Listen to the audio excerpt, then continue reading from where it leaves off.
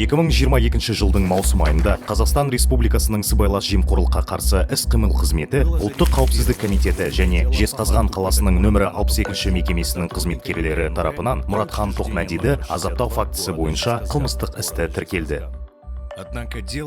Бас прокуратура Мұратхан Тоқмәдиге қатысты бұл істі әділдік орнату үшін емес, сол кезде тергеуде болған Мәсімов пен Ысқақовқа қысым көрсету мен түрлі айла шарғы жасау мақсатында ғана 3 рет іс қозғалып, тоқтатылғаны анық.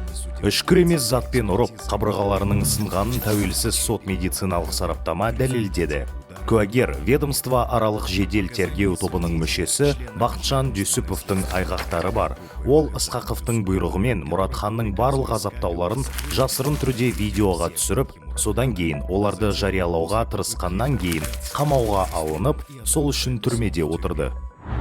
Мен қорғаныс министрлігінде шекара қызметінде жедел органдарда қызмет еттім. Шынымды айтсам, бұл жағдайды көргенде шошыдым. Бұл не, 37-ші жыл ма? Айтып отырмын ғой, мен үшін бұл қорқынышты жағдай болды. Бұрын шыққан советтік көктемнің 17 сәті фильмі бар. Онда гестапалар радисті азаптайды.